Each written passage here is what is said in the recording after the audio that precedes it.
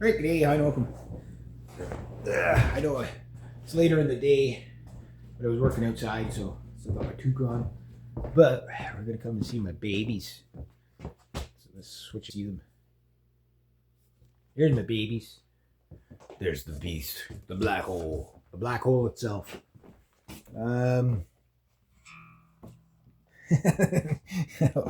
There's that sound. That's the sound. Okay, so I want to make a video that I see variations of this video. We'll say, okay, I'm 52 years old now.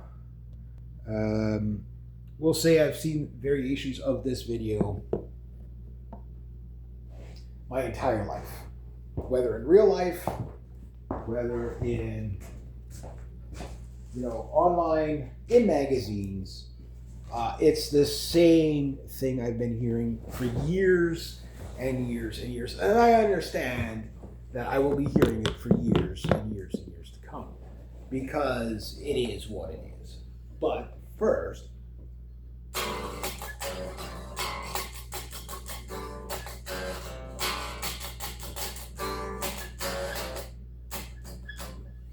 okay, that's just a little teaser of a song called Crystal Eyes coming.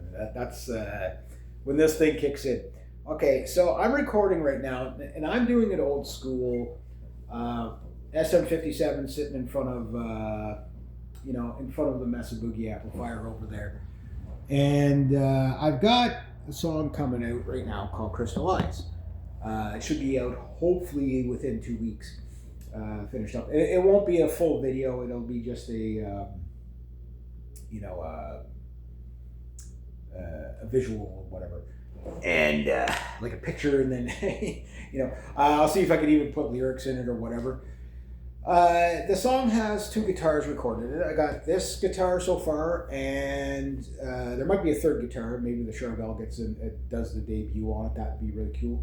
But for my classic dad rocker guitars, they call it boomer guitar, the SG61 reissue, not a standard reissue, but the actual SG61 reissue. They don't make those ones anymore. They're a little bit different. They have a bigger, wider headstock, a flatter neck profile, or slim taper, 60 slim taper neck profile, and they have a different heel joint, and the body's even thinner. It's like the thinnest SG in the world. It's like one of the thinnest electric guitars ever made. I swear to God.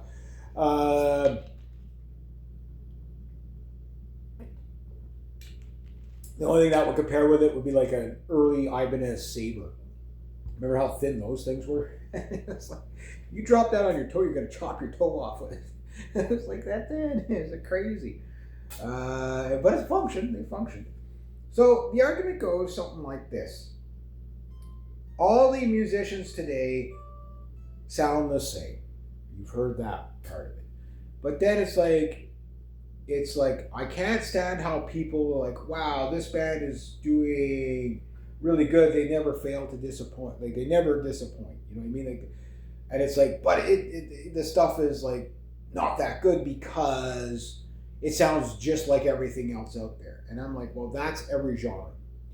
Everybody that plays country and western is going to say all metal songs sound the same. Everybody that plays metal is going to say all country sounds the same. The blues, jazz guys, same thing.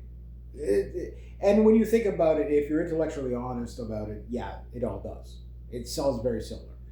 There's variations of it until you get into the nuance of it. And then it's like, that's when you separate this band from that band. Like, does a thrash metal band really sound like a metalcore band? No, they do sound different. Does a doom metal band sound like a prog metal band? No, they sound a little different. But at the end of the day, you got these heavy distorted guitars and stuff like that. Classic glam metal doesn't sound like death metal, or black metal. Like, you know what I mean? Like, they don't sound the same, but they all make noise. You know what I mean?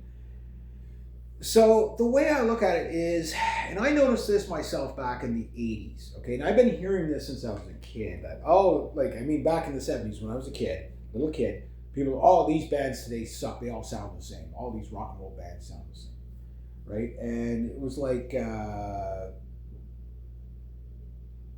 you know, no, the argument never changed, and it was always the same type of people. That okay, they grew up listening. You know, your heyday of music listening is typically from like the age of like, say, 12 to 15 to maybe say 12 to like 25 or something like that. After that, there's people I know that don't listen to music.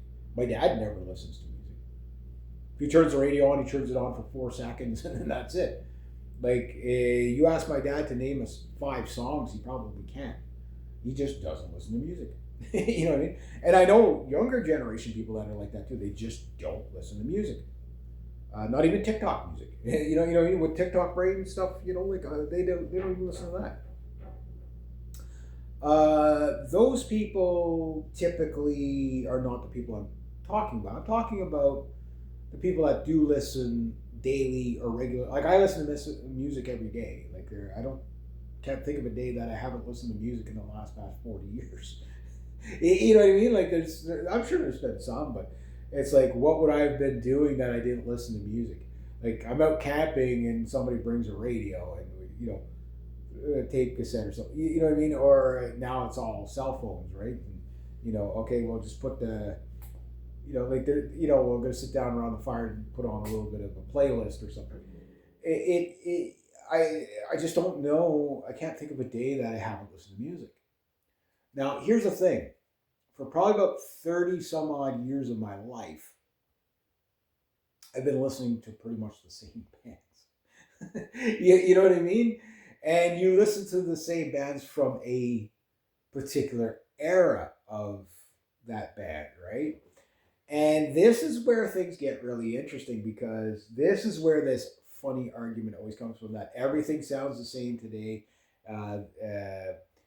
These bands that you once loved, they need to, they should have just left it on a high note and just left it at that, right? But then, they probably need money and stuff like that, and they do these reunion tours and all this good stuff, instead of just bowing out gracefully, right? And they probably had stuff sitting around for years ready to be released and just never did. And then they say, okay, well, let's throw something together and whatever. We'll make it look like we came up with it all in one shot. But really, it's just stuff they've been sitting on and whatever. And the record companies, yeah, but we're going to do it this way this time. Because we've got to make sure we make our money off it. And that's the whole thing. The record companies have to make money. Or why would they do it, right? So the artist is not going to have the creativity, freedom that they normally have. Most of the time in those scenarios. This is why Yngwie, for example, he controls 100% of his music. What I don't know what label he's with. I think it's kind of his own label. And that was his thing. He was like, no, whether you like him, whether you don't, is not the issue here. But he controls 100% of his music. But he was in a position to be able to do that. Why? Because when he came out, he was a very unique guitar player. Whether you like him, whether you don't, but he really was different. So he had the fame and stuff like that actually naturally come to him, because he was offering something that just other people just simply couldn't. And that's where he made his money, right? And he still makes his money mainly on live shows, like most musicians do. It's live shows is where you make your money, or recoup the money, right? So the record companies have to get a cut of that as well. So when they come up with something, they're like, okay, well, we got a band. We know what works. We're in the industry. We've done the studies. We're investing a big chunk of money. We know what's going to sell. Okay. So certain bands, they're big enough that, okay, well, you know what? This band is big enough. We'll let them do what they do, right? We'll just stay out of the way because, they have the natural audience there. We don't need to mess with it. We don't need to change the formula. So they can do what they want. But the other 99.9999995% of the bands, it's like, well, they've got the aesthetic, they've got a bit of a following. Now let's make them do what we need them to do so we can make money out of it, but we're going to play it safe. And playing it safe is using the, like, for example, everybody trying to sound like Lorna Shore right now. Like all the metal bands, okay, you got to do the death scream valve, the whole death metal scream the whole way through the entire growl vocal the whole way entire through the song. So every band does it, right? And then you got to make all those low, uh, really low sounds, demonic sounds or whatever, and then have to have like 15 breakdowns in the song, riff breakdowns in the song, right? Because that's the formula. But that's what makes everybody sound the same, right? Like I can guarantee you, and I'm not tooting my own horn. I'm just saying because I don't have the same tools they have, I will not sound the same. My songs are not going to sound the same as any modern metal band out there right now, per se, because I'm not using the same techniques. Like for example, back in the 80s and 90s, you had Bob Rock, the producer, and Desmond Child, the songwriter. These are very, very legendary men. I've mentioned them before. And the thing about it is that almost every band, whether it was Motley Crue, The Cult, you name them, they all got produced by Bob Rock, and songs, even Bon Jovi used songs from Desmond Child. Uh, that's what a lot of these bands do is like, here's the song, you're the face, here's my song, play it. We need, okay, you can write this song yourself, fine, okay, well, we're going to tweak it, do some tweaking on it. But then what we're going to do is we're going to, the rest of the album is going to be filled in with this, and they tell you what they're going to do, right? And that's the way I'm understanding it. Anyway. You know what I mean?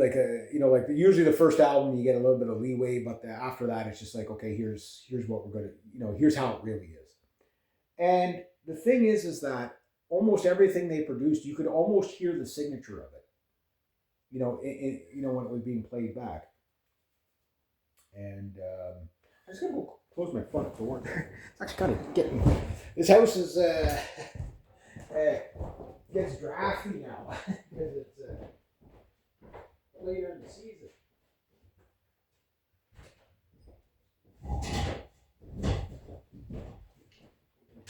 Everything. Yeah.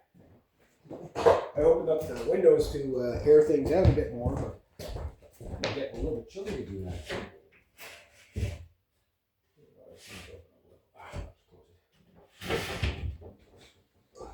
Okay, sorry.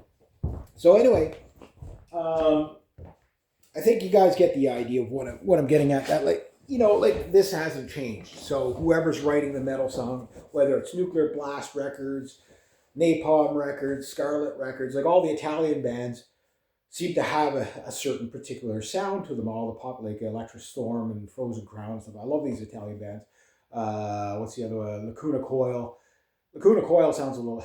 They're different for sure, but there's a similarity in the production and stuff like that because a lot of these people are on the same labels, right? And when they're on the same labels, they tend to end up using a lot of their own stuff, or of the the label stuff, right? Because a lot of bands are broke. They got the talent and all that, but they're broke, right? So it's like we don't have the recording gear that we need, whatever. Now, Frozen Crown, Federico, he made a couple of really good points. He goes when you get the day of, like, you're playing a bar and a record executive comes into the bar and, hey, we like you, we're going to sign you, and we're going to take you from point A to point B and everything in between. He goes, those days are kind of over in a sense. He goes, you only get signed as if you've already done all the heavy lifting. It's like, okay, you've built up the fan base. Okay, you've got a sellable product. Okay, you've already got, then they'll sign you on and then you go into their studios. But he goes, you don't have to really need a record deal. It's just if you want to play the big festivals and stuff like that, you ain't getting in there unless you're signed with one of these, you have to have a solicitor, right? And that's the record company. So you want to play Walkin', you got to be, of a certain, independent bands are probably not going to play there as much because the venue has to know that they're going to be able to get audience there. And a lot of these, especially like say like Nuclear Blast, I think is the biggest one,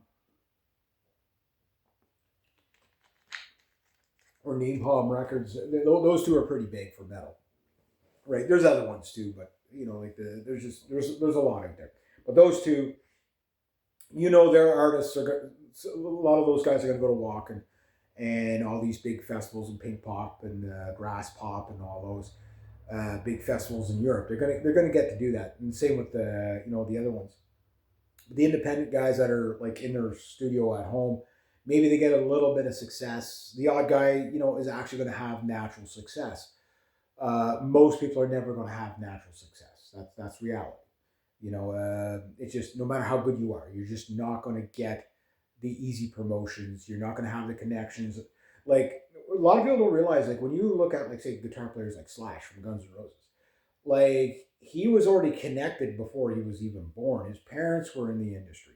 You know what I mean? So it was of course he was going to become a guitar player when he got older. You know what I mean? Like of course, like he had a very unfair advantage. There's very few stories of people that like for example, look at the story of Quiet Riot when Randy Rhoads was with them.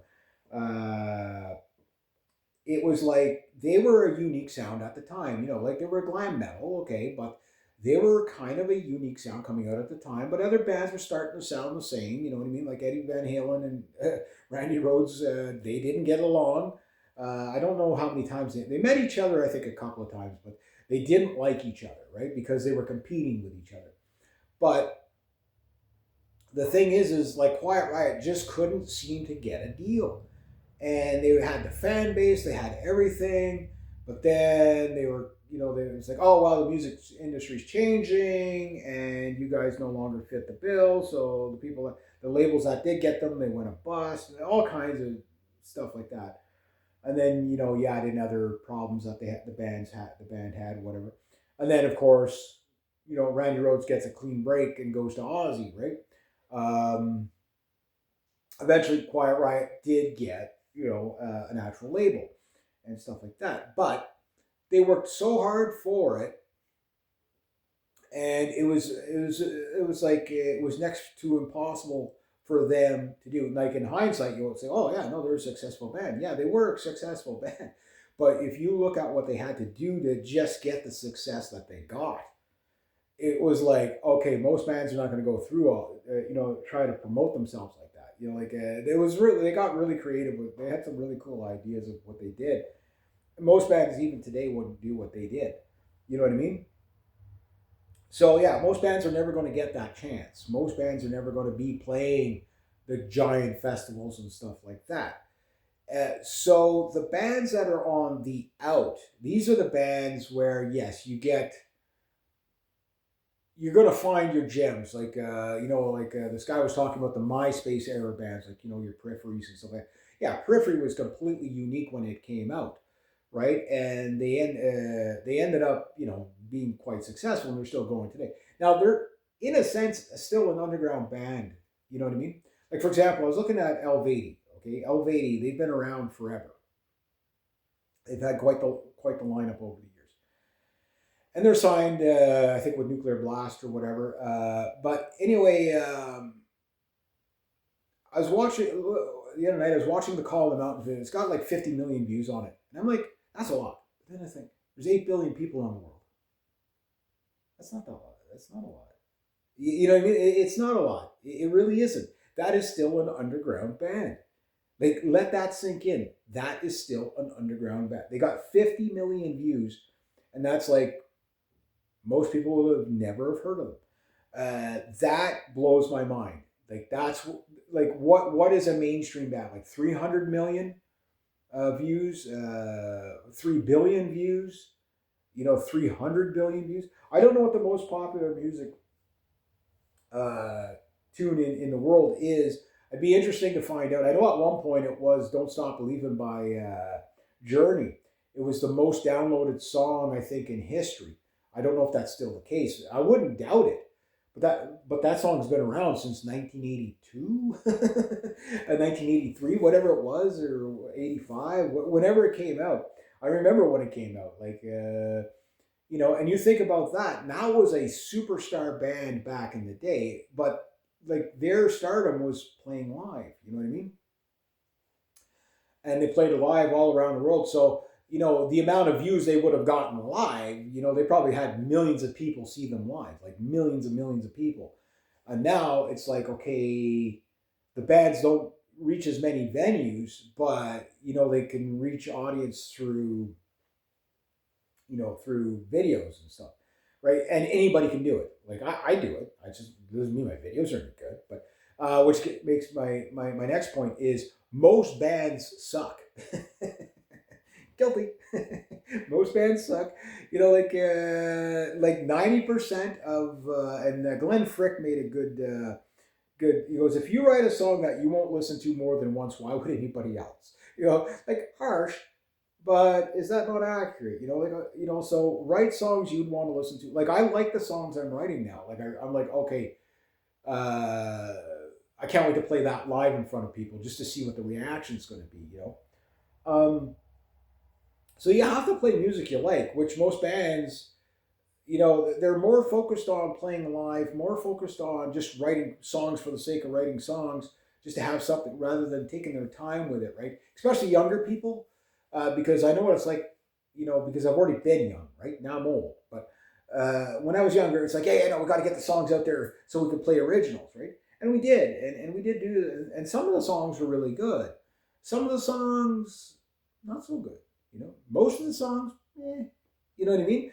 And that was, and I thought we were a better than average band back in the day. Even my bass player Dave and I talked about this years ago. It's like, I like Dave.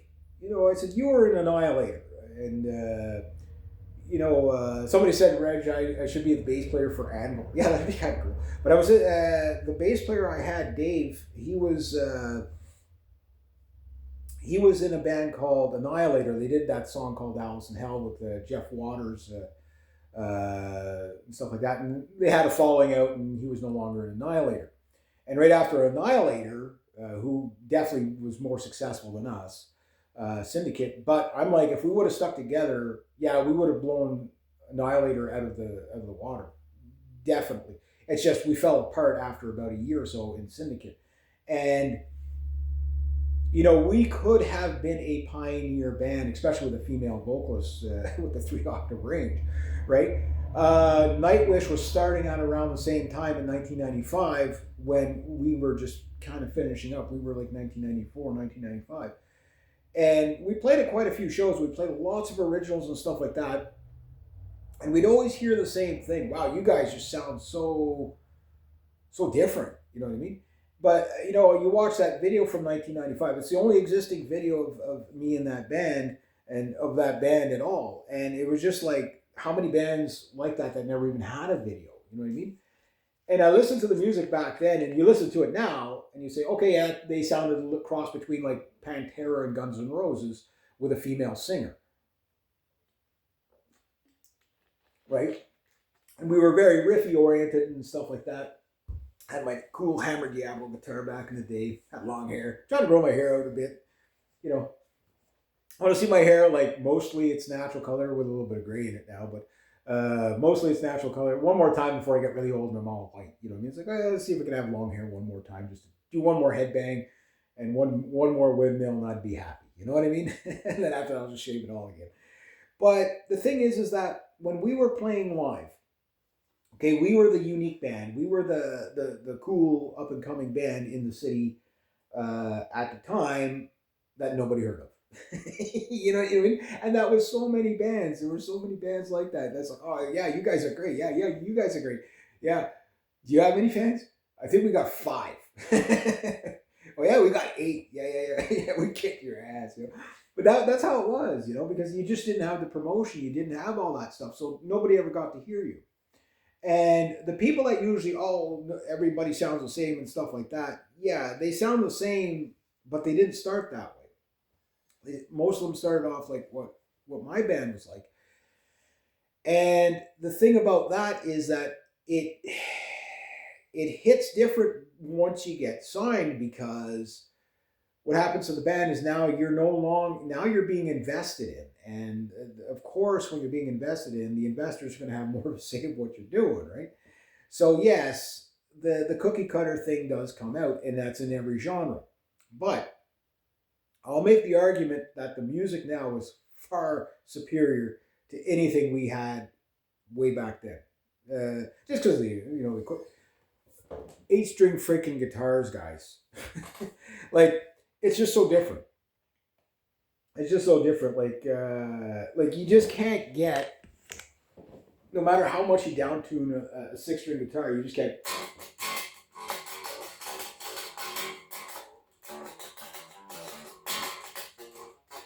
Like those big sounds. Like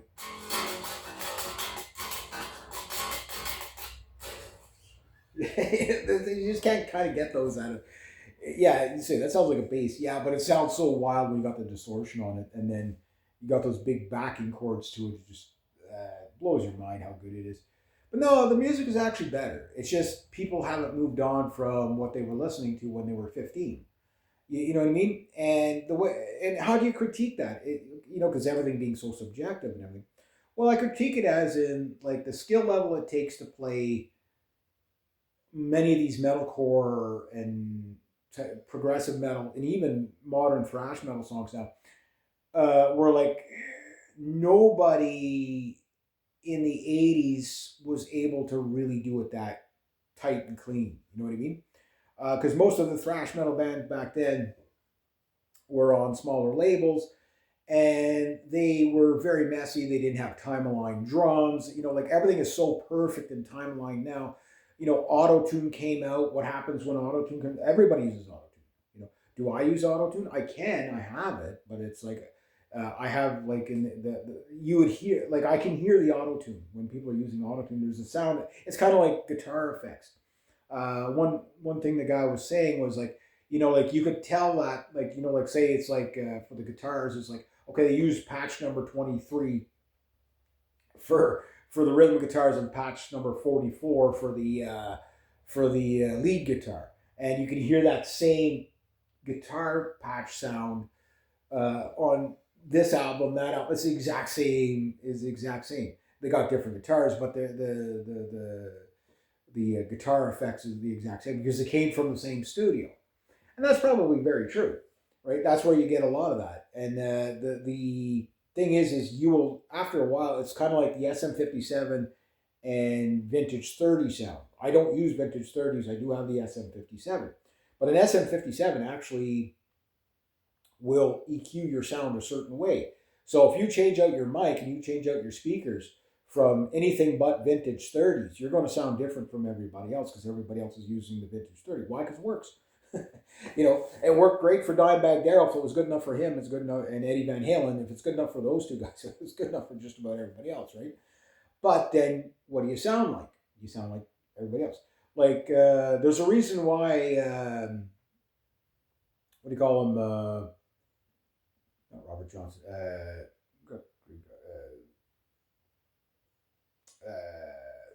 Cliffs of Dover guy, Johnson here, Eric Johnson. The reason why he sounds the way he does is because he's still using the same equipment he bought way back in the 80s. And, with different speakers, the same, those effects, he's never moved on from those, right? He still uses that same stuff to this day. The guy has got money to buy anything he wants. He has an original 1958 Stratocaster, a couple of them.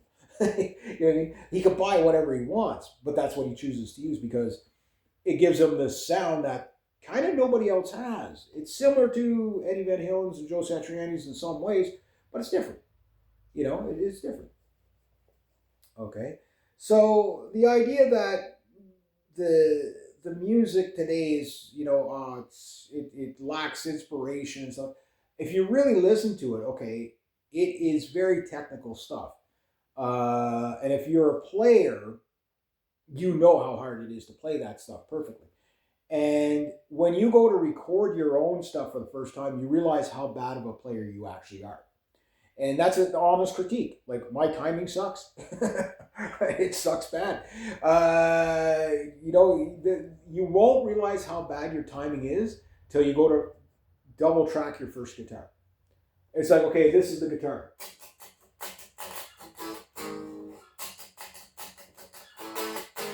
Easy enough. Now try to play it perfectly with two, on two sets of stereo tracks. One's going to go out. You're picking because you don't realize these little. You don't realize how often it's kind of like these. That stuff is almost impossible to timeline. It really is because it's too funky. The rhythm's all over the place. It sounds like it's in tune, in rhythm.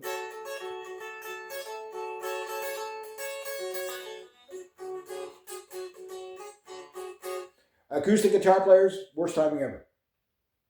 Just listen to them.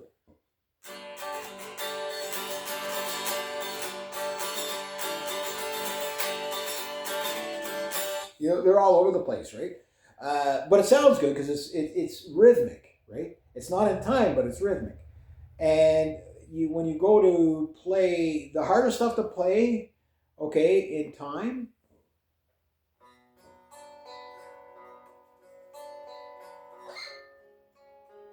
That stuff. All that, and then try to dub over that. You take 1, take 2, take 10, take 20, take, you know what I mean? And you say, well, I could do it in 3 takes. Everybody says that. Yeah, it's never 3 takes. It's never, maybe 3 takes that day. It's never 3 takes, right? So once you realize what goes into recording a song to make it sound so perfect, even with time aligned stuff and pitch correction and all that, you have to understand, like, the engineers can only do so much. They can't work miracles. You have to get close enough for that equipment to work like that. It's kind of like when people talk about drum triggers, right? Yes, the drum trigger will give you a very specific sound because the drum skin can't respond fast enough. That's why people use double bass drums. At a certain BPM, like I think around 250 and up, if you can play that fast, it just sounds like one blurby note. Like the skin can't respond fast enough. So you have these triggers that measure the impulse, which that's why all modern metal drums kind of sound the same. It's because they're all using triggers, right?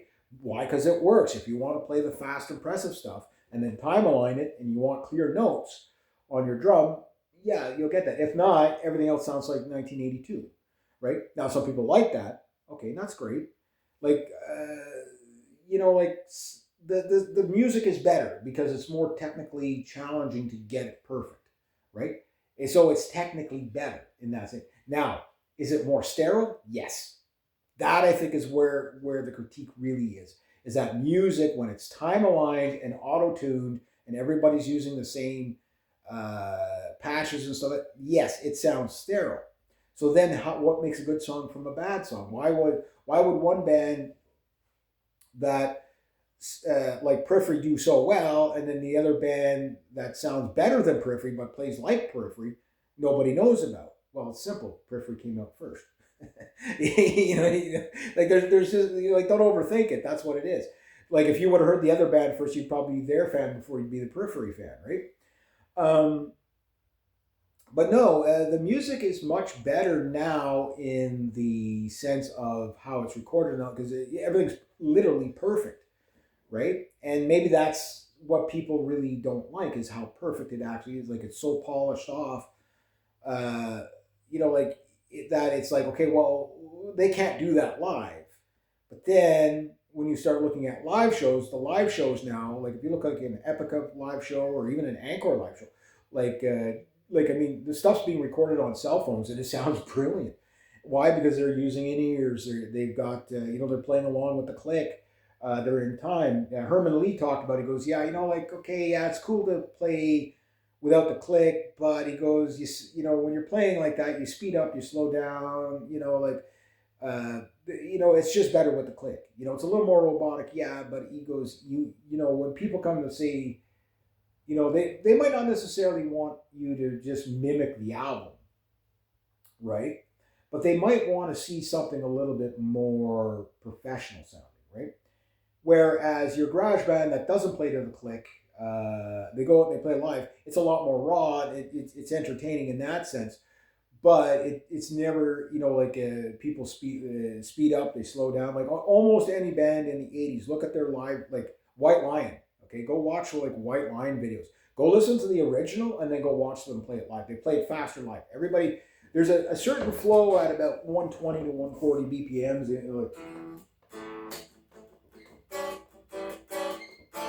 But on the album, it's like that fast. It's not. That's how they play it live, right? Why? Because there's more of a flow to it. And so why don't they just record it fast in the beginning? Well, it's simple. Some stuff, especially for the vocalists, you're gonna tire your vocal. That's why a lot of people, like a lot of live bands, the vocals suck. It's because they're playing too fast. I'm horrible for playing too fast all the time because I'm doing this all the time, right? But the thing is that if you listen to the music that you were listening to way back and comparing it to today, you have to understand that, okay, well, today, the people listening to the music today, they're going to critique it the same way in the future from those bands, right? But I do believe that the music is actually technically better because it's okay. I'm using 2006 technology and 90s technology for the amp. You know what I mean? For the cabinet, but gives me what I want. So, and then modern guitar, right? This guitar is 3 years old or whatever. But the thing is that there's what really I think most people don't understand is that no, the music doesn't suck now in comparison to before. It's just that you get to see everything. Like I say, 1995, only a handful of people in the world got, and literally a handful of people got to see Syndicate play live. Almost nobody heard even though there was an album, I wasn't on it, but I had quit the band just before that, and they went to the studio. Maybe a handful of people might have heard that album. you know what I mean? That's it, right? Now, you start playing guitar on Tuesday. You're releasing stuff on Wednesday, right? Everybody sees, oh, it's my first time playing guitar. They see that video, and then 8 years later they're playing stadiums somewhere, But the point is that it's just most of the bands that suck. You never got to see them, right? And a lot of bands that, even if they didn't suck, that were unique, well, they never got signed. So you never got to see them. So now, anybody that gets signed, it would be the same whether now or back then. They would be kind of obligated to the same kind of rules that always has been in the music industry that, once people are investing, the company's investing in you, you're going to be marching to the tune of their drum. You've seen all kinds of over the years of people complaining about creative freedom and stuff like that, and getting sued because they break their contract before it's over and stuff like that. Yeah, that all happens because people don't understand what they're getting themselves into. You know what I mean? But nowadays, like I say, there's people that they're doing such unique things. The music nowadays is better. It is better.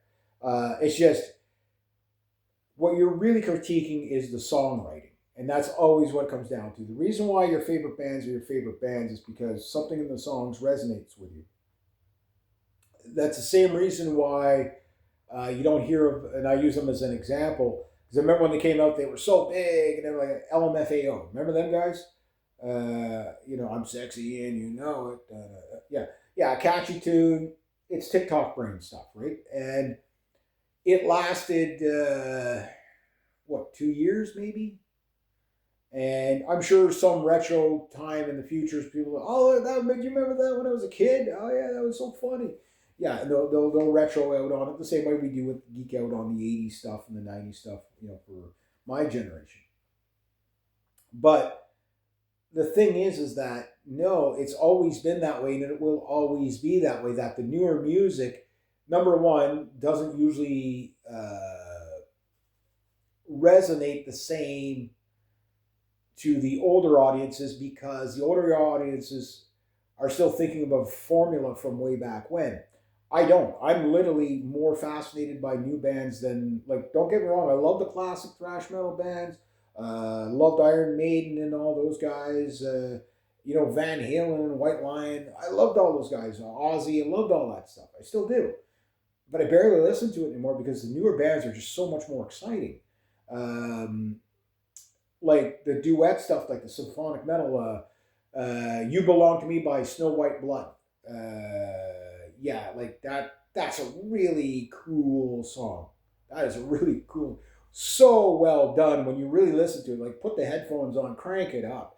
The new Anchor stuff, Endless Dream, like just listen. Yeah, it's very polished off. But there's everything in there.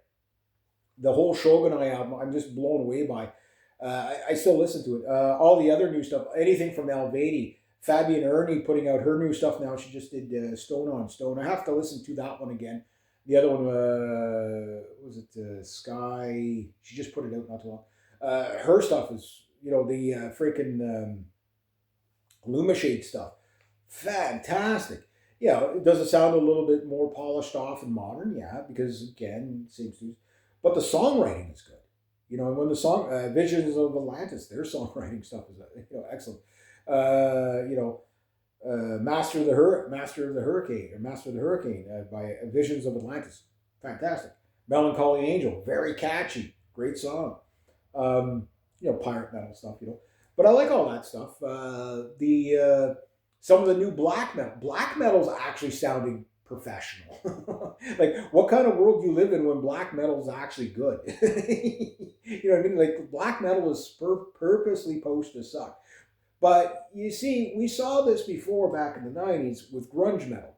Look, I was never a big Nirvana fan because, and I already made a video of the people that, oh, the guitar solo's dead, blah, blah, blah. And I'm like, what, are you kidding me? Like, the guitar players now, the kids now are like, they're starting at Yngwie. You know what I mean?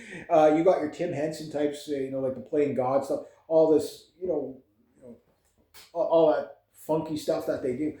It's very impressive. It's different though. It's not like it was. Like, they're not playing the 1982 licks. As Tim Henson, the Boomer Bends. What's he talking about? I'll tell you exactly what he's talking about.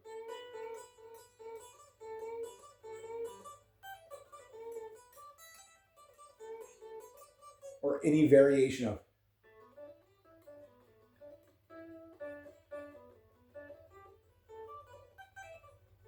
That, the Boomer Bends. Chuck Berry, every blues guitar player. Sit on the 12th note, on the G string there.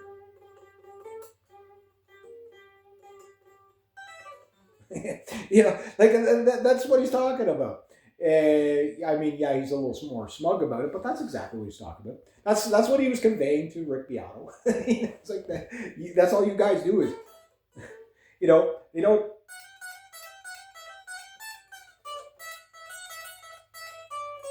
Like they don't take the melody anywhere else, and that's fine. I try not to do that. I try not to put that in any of my music anymore. Why? Not that it's bad. It's been done to death, right? So if you only know this,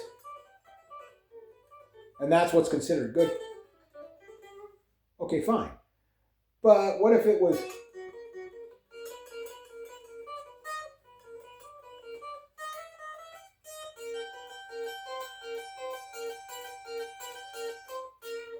Oh, new music, it sucks. Well, that's completely different. I'm not saying it's better. I'm saying it's different. It doesn't suck. It's just different. You got to get used to it. So you got to kind of force yourself to listen to the newer stuff and to get into it because it's different. And that's what I started doing in 2019. And I've been loving the journey. I'm constantly looking for new music, and I can't enjoy it enough. You know what I mean? Like it's just like every time somebody comes out, like it is get yeah. Like right now, okay, there's a bit of a plethora of Lorna Shore out there. You know, like the death metal rock. But every now and then you find okay, listen to this guy, live whatever.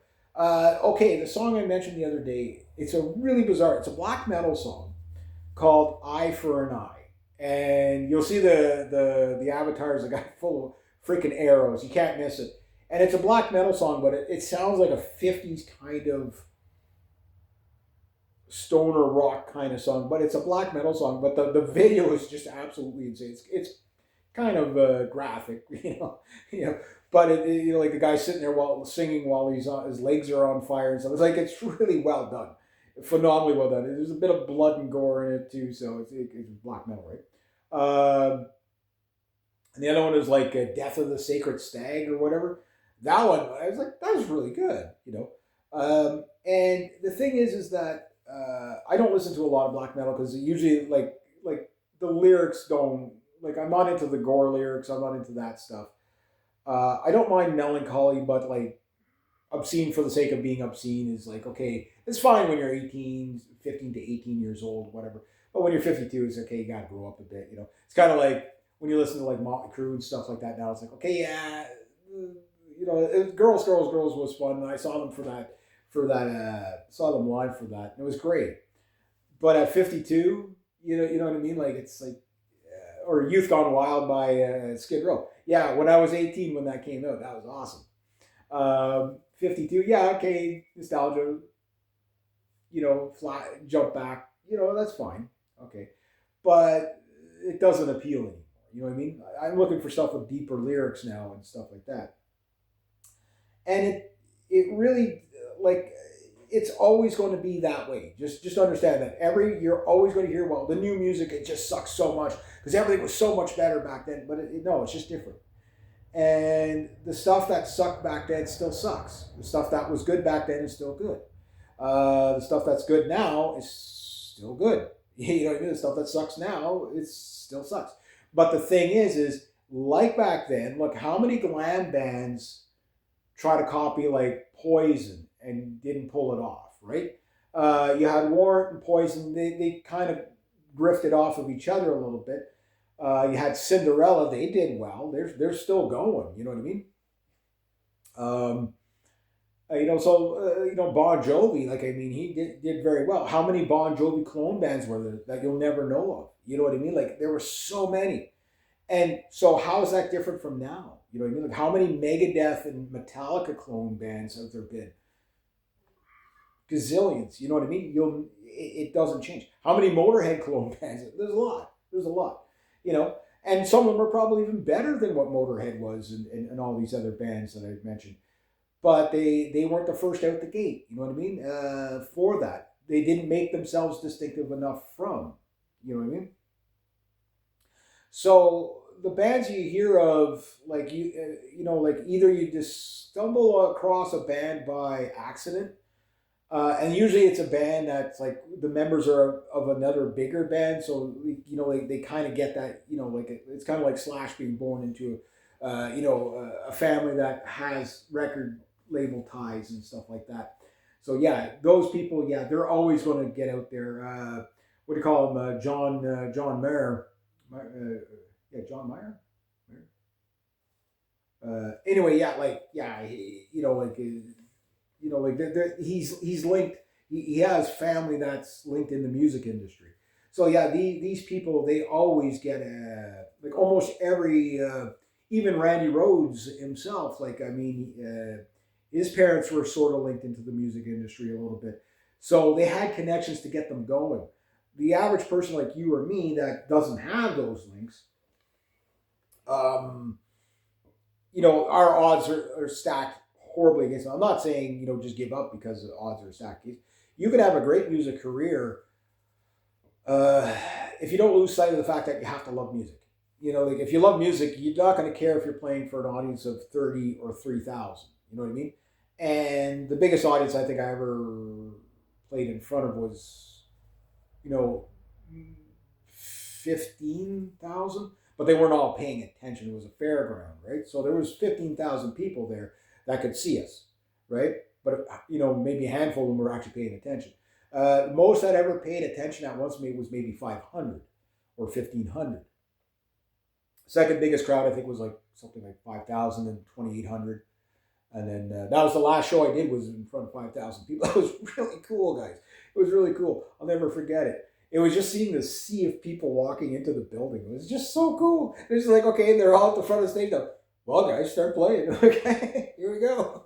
Yeah, and that was it was one set. We played one set, and that was it. We were on stage for 45 minutes. We were rock stars for 45 minutes. We did the best we did, and I'm sure we made mistakes and stuff like that, but people enjoyed us. Then we watched the other bands. There was like 8 or 10 bands that day. It was really cool. Is what it is. No, I'm going to disagree with the guy. And guys like him that, everything is always so bad. Sky's always falling, sign is nigh. No, music is better than it's ever been. And it's only going to get better. It's just going to be different. And you have to be able to accept the difference. And yes, polished off music in an era of high aesthetics. Look, the cream will still rise to the top. Look, Taylor Swift put out an album. I always use like Megadeth and Taylor Swift kind of like as examples.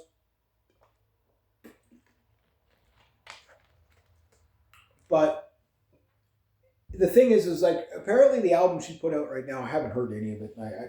Believe it or not, I'm not a Swiftie. I sorry guys.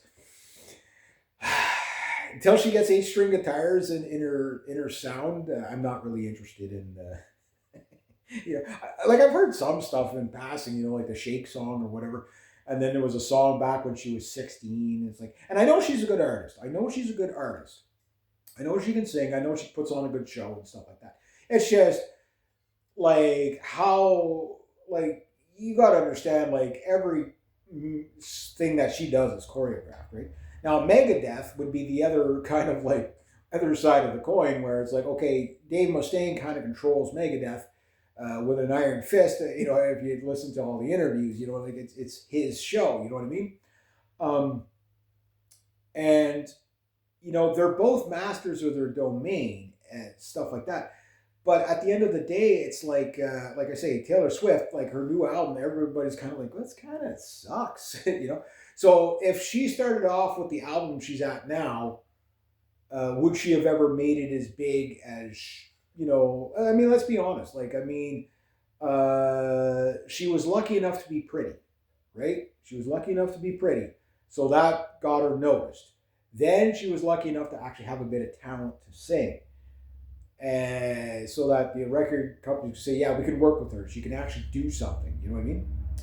But, it is that way for some people. Like, some people are going to have an advantage. But I'm sure if you look at her childhood and people she was surrounded, she's probably grew up with some sort of connection to the music industry anyway. I don't know this, but if I had a hunch, almost everybody that's popular and signed, and again, maybe not almost everybody, but the big names, it's usually that's what it is they knew somebody that knew somebody to get them going. They got a foot in the door somewhere, and they got lucky. But even at that, how many people that we saw this with, like, was it, remember Ashley Simpson? Yeah, like, she couldn't sing, she just lip synced, I remember, I forget what show it was. Anyway, they put her on there, and when the music started, her something happened. The lyrics started before she started singing. She just freaked out and ran off the stage. And it's like the song's still going, but they all did the lip syncing thing. Like Milli Vanilli got, kind of beat up for it. You know what I mean? Back in the day. But when you think about it, like a lot of, like, again, people are singing along not only to auto-tune but backing tracks as well. And it's some of the biggest bands you can imagine, right? So that's just the way the music industry is. So if you're saying, yeah, but I want to see like the real band, no, none of this stuff. There's tons of real bands out there that still play with no auto-tune, they don't even play with the click. You know what I mean? They're still good. Like, they're still good bands. I mean, our band's never played with a click. You know what I mean? We were still good, but it's like we would have been better with the click. You know what I mean? And the thing about it is that there's still tons of bands. If, if you don't like the music out there, just go to your local clubs. If there's local clubs, metal, anything that metal, well, if you're into metal, whatever you're into, you'll find all kinds of bands that you'll enjoy. You know what I mean? If that's what you're looking for, you know what I mean. But anyway, I'm gonna leave it at about that. So no, I think music is fine. It'll always be fine. But just because you can see all the people that suck now doesn't mean the music sucks now. It just means that the pool has gotten bigger. Maybe that's a good thing. Maybe that's a bad thing. But I think it just is what it is. Anyway, there we go.